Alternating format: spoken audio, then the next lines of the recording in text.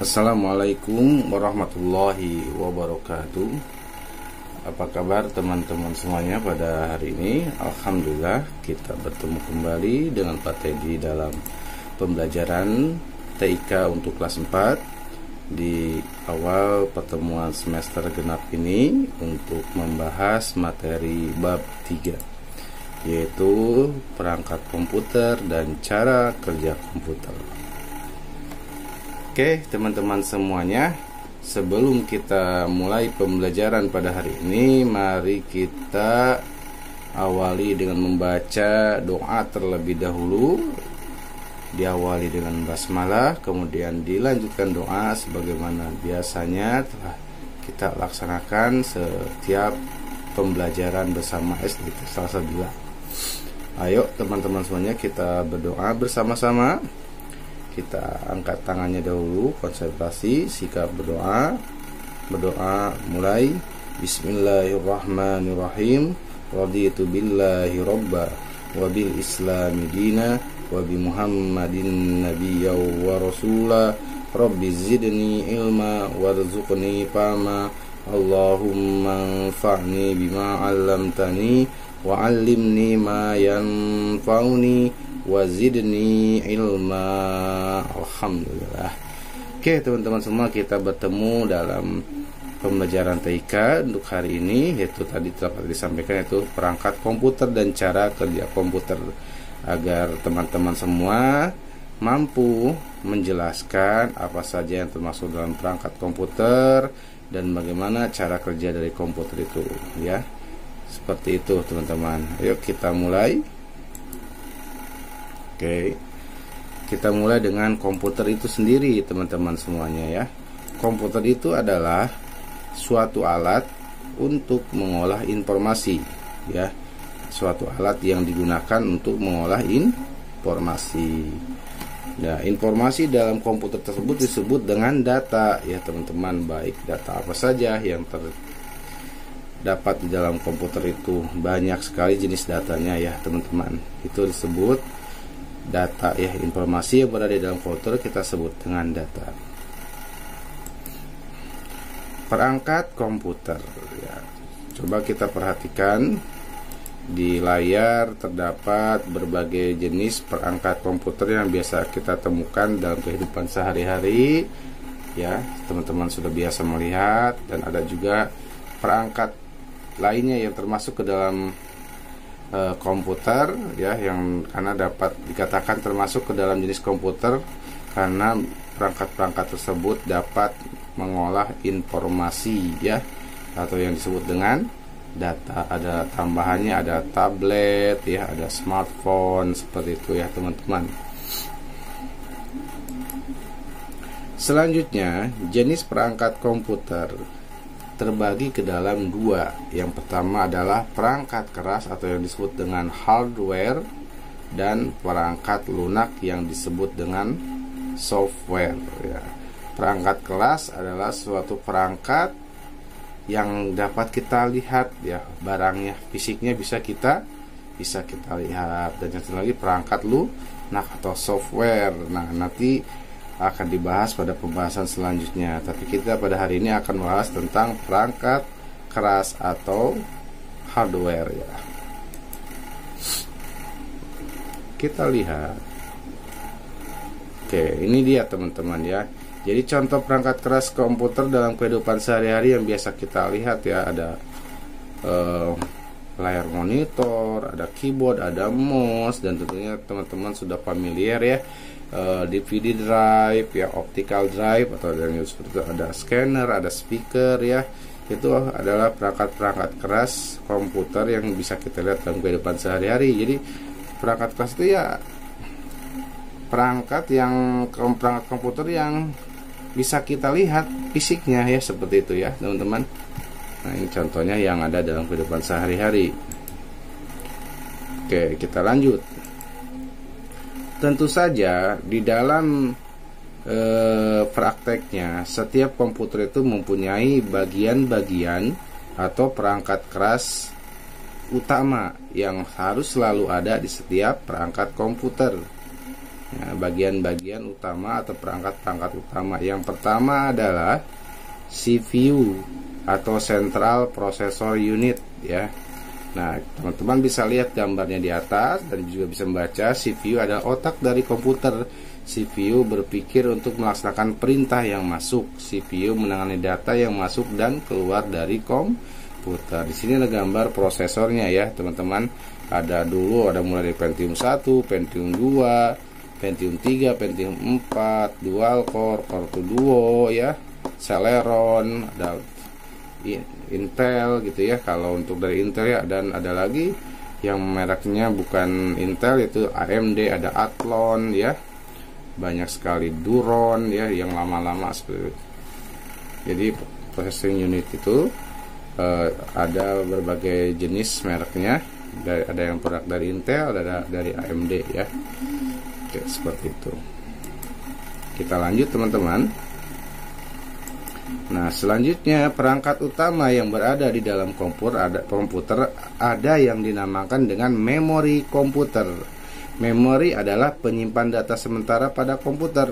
Memori menyimpan data dan program yang sedang digunakan oleh CPU. Memori disebut juga penyimpanan data primer. Jadi memori dalam komputer ini bertugas untuk mengatur lalu lintas, menyimpan data sementara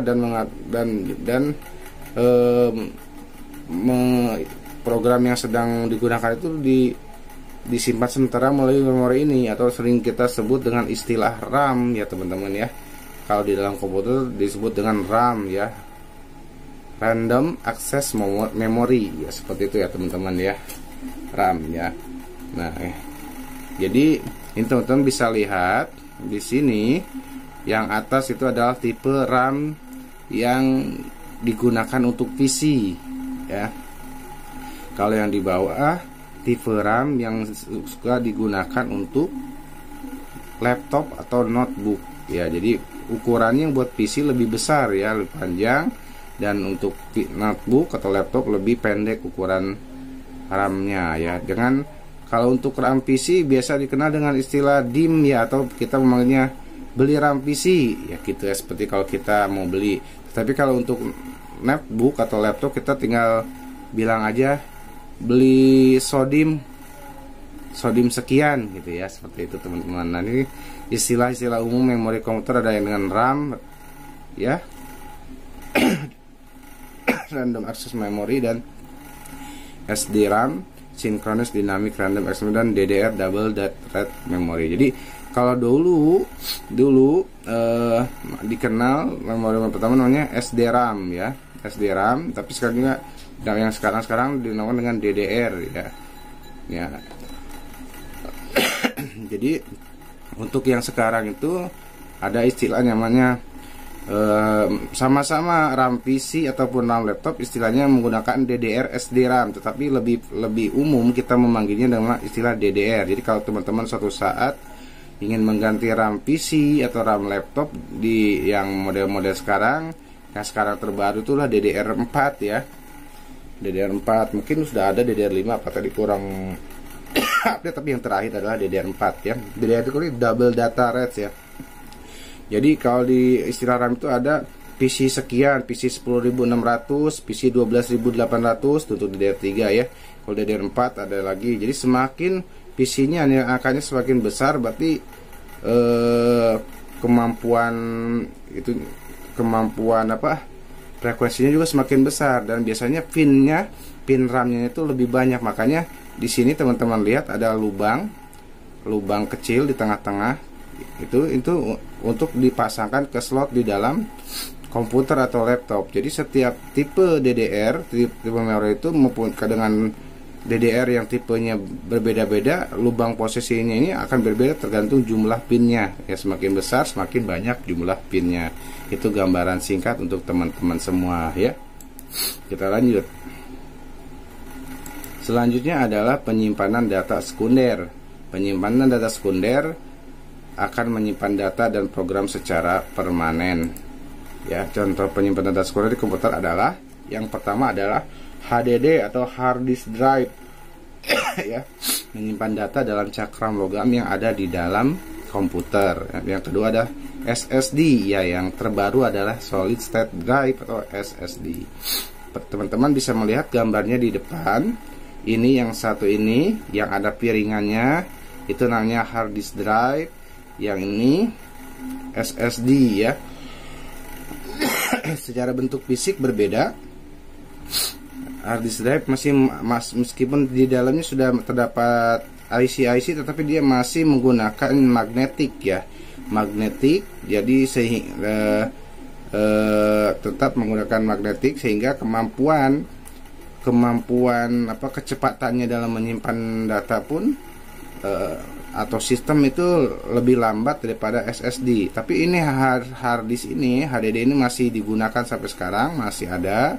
Tetapi yang terbaru adalah SSD. Jadi SSD itu sudah tidak ada piringan lagi seperti ini. SSD sudah microcontroller semua dan IC semua. Jadi semuanya berbasis logik ya, teman-teman. Jadi makanya meskipun kapasitasnya kecil, tetapi harganya jauh lebih mahal daripada hard disk. Misalkan hard disk 1 tera harganya 700. Nah, bisa jadi hard disk SSD 1 tera harganya bisa 2 jutaan. Jadi hampir 2 kali lipatnya lebih seperti itu ya, karena masih teknologi terbaru dan harganya masih lebih mahal seperti itu ya, teman-teman. Jadi untuk laptop keluaran sekarang banyak yang sudah menggunakan SSD dengan kapasitas yang lebih kecil, tetapi ya harganya jauh lebih mahal. Tapi masih banyak juga yang menggunakan hard disk seperti itu.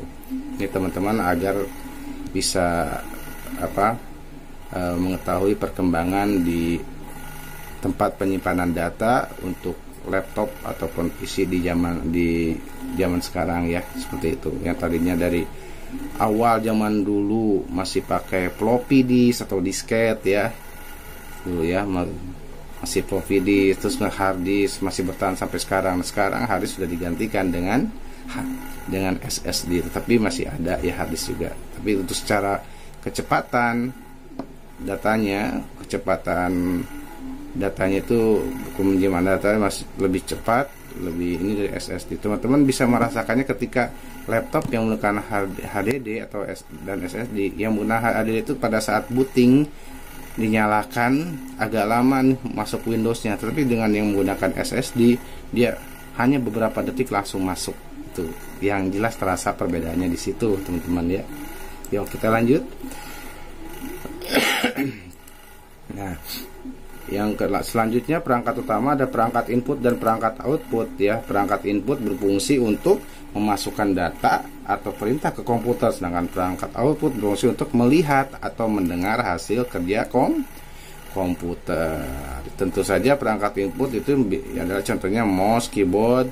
Kalau perangkat output bisa memperlihatkan atau memperdengarkan hasil, contohnya ya monitor ataupun printer atau speaker ya. Speaker bisa memperdengarkan hasil berupa MP3 seperti itu ya, teman-teman ya. Ya, itu ya. Gampang ya membedakannya ya. Oke, kita lanjut. Nah, yang terakhir adalah perangkat jaringan. Perangkat jaringan adalah perangkat yang menghubungkan komputer satu sama yang lain. Dengan perangkat jaringan kita dapat mengirim data ke komputer lain dan terhubung dengan internet. Jadi sudah zamannya, apalagi zaman pandemi ya, semakin banyak dibutuhkan. Seperti ada yang berupa modemnya berupa modem router ya, sekaligus jadi satu, dibantu dengan perangkat-perangkat. Ada mikrotik ya untuk membagi-baginya, ada menggunakan kabel LAN agar bisa menghubungkan secara manual, ada menggunakan WiFi dan sebagainya. Itu teman-teman ya. Itu saja teman-teman materi untuk pada hari ini. Semoga apa yang tadi Pak Teddy sampaikan teman-teman dapat memahaminya. Jadi bahwa perangkat komputer itu terdiri atas 2, perangkat keras atau hardware dan perangkat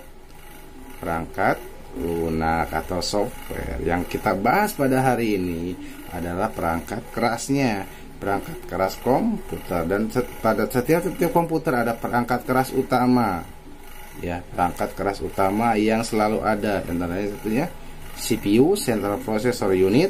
Oke ya, terus apa lagi tadi teman-teman selain CPU ya? Tempat RAM atau Random Access Memory komputer, ada DDR ya, SDRAM gitu ya, SODIMM untuk laptop tipenya, kalau DIMM atau RAM PC ya itu buat PC. Selanjutnya penyimpanan tambahan yaitu harddisk dan atau SSD ya, ada perangkat input dan output ya. Perangkat inputnya bisa monitor atau keyboard, perangkat outputnya bisa printer, bisa speaker mendengarkan ya, dan juga bisa layar monitor. Dan selanjutnya terakhir perangkat jaringan, perangkat yang bisa menghubungkan antara satu komputer dengan komputer yang lain atau bisa berjuta-juta komputer yang lain ya. Seperti itu dengan melalui internet dengan perangkat seperti modem, router dan lain sebagainya. Itu saja yang dapat Pak Teddy sampaikan. Coba tuh bisa teman-teman ingat-ingat yang tadi Pak Teddy sampaikan, evaluasinya, maksudnya materinya yang telah Pak Teddy sampaikan diingat-ingat agar dapat membantu teman-teman ketika mengikuti pembelajaran selanjutnya, di mana di pekan depan kita akan belajar tentang perangkat lunak atau software, di mana perangkat lunak ini pastinya akan tersimpan di dalam perangkat-perangkat keras yang ada di dalam komputer atau tersimpan ataupun dapat dioperasikan dengan menggunakan perangkat-perangkat keras yang ada. Itu ya teman-teman ya. Cukup dari Pak Teddy, semoga berkenan. Terus dibaca kembali materinya. Insya Allah pekan depan kita akan mempelajari tentang perangkat lunak komputer ya. Oke, kita tutup pertemuan hari ini membaca hamdalah dan doa kafaratul majelis. Alhamdulillahirabbil alamin. Subhanakallahumma wa bihamdik asyhadu an la ilaha illa ant astaghfiruka wa atubu ilaik. Assalamualaikum warahmatullahi wabarakatuh.